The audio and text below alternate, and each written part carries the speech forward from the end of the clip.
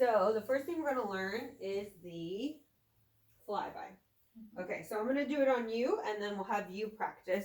Okay. So we're going to have you lay face down here, and we're going to start with the calves. So put this underneath? Yeah, so you can put it, yeah, so calf, and then put this for your head, if you want a head thing. So head, and then hamstring and hip. I'll bring that. Okay, so first one, calf, we're going to bring this pillow down just a hair. We want it to be under the calves. Okay, so all I'm going to do is turn the button on. Okay. So click it off, on.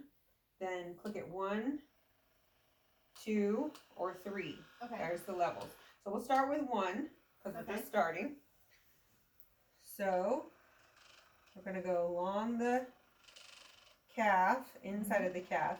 Now, I'm just going to talk about all the different things that could be wrong with somebody as we do it. Okay, so a lot of times when people don't wear good shoes that have support on the inside of the shoe, like where the inside of the shoe is mesh, or they don't wear like inserts or supportive enough shoes, they get tightness right here along the inside of the calf, like the inside of the leg. So this is the soleus muscle.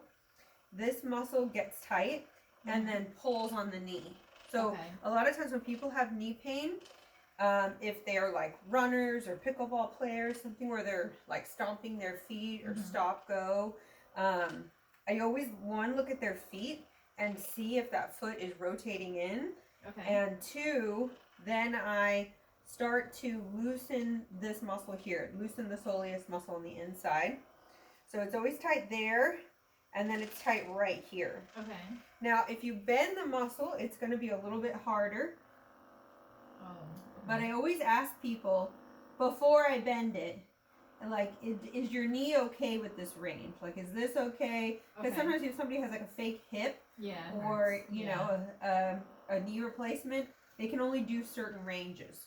So I always ask them, like, is that okay? Is that okay? And you come to this outside. Now feel for this bone. So you want to know where that is, so you don't hit it, because remember we've the feeling of being hit with that bone. And then we can also do the anterior tibialis muscle, this front side muscle here. Good. And then obviously if they say like, oh, this is too easy, I don't even feel it, you can up the level and turn the level up. Okay, so staying with the calf, we can also do a couple other things. We can do the pin roller on the calf. So like this. You put the pin roller underneath the calf and then just rotate side to side. Or you can do the softball underneath the calf and then rotate side to side, and so on. And then you can kind of look around. So the knee pain tends to be the falling in of the foot. So I'll show you. So you notice that with my shoe on, my foot strikes the ground straight. Without the shoe, my foot falls over like this.